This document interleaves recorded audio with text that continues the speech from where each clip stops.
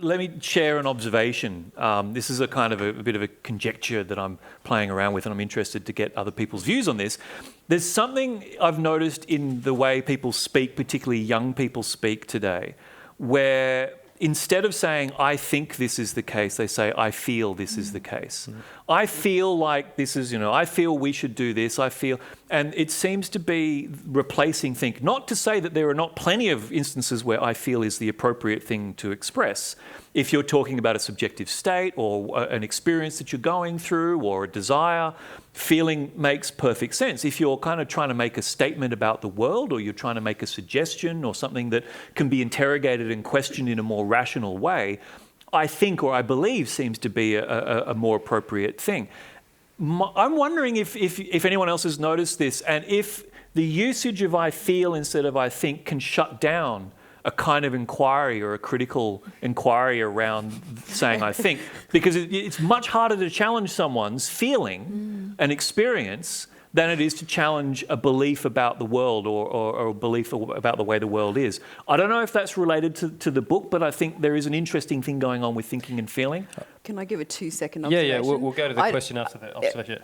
I think you're exactly right. Students are doing it all the time. It drives me absolutely nuts. Right. And Nick has probably been in classrooms where I've said, no, don't say I feel. Do you think it or not? Yeah. Because if you're feeling it, I'm not sure that this is the place where we're going to talk about this. Yeah, right. But if you're actually talking about an idea that we can look at together, then let's do that. I'm so glad you said that, because I've mentioned this conjecture to some friends and they're just like, nah, you're just making it. No, it's true. Yeah. No, you're not making it up. I've got a sense of where it comes from. So I've seen the sort of positive side of this and the negative side of it. So the negative side, I think you're pointing to, it becomes very difficult to have an objective analytical debate about it, where you want to try and interrogate and say, is that a good reason or not such a great reason?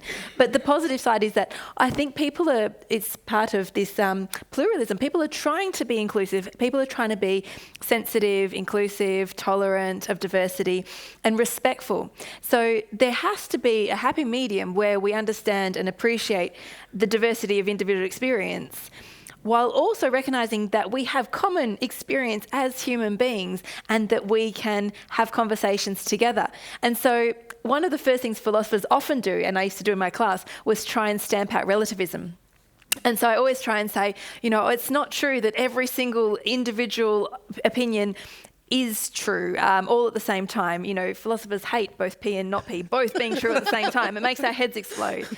And so, I always go into the classroom, this is my first job, is to say there are some truths, there are some objective things that we can argue about and try and get towards. And then one day I walked into a classroom a few years back.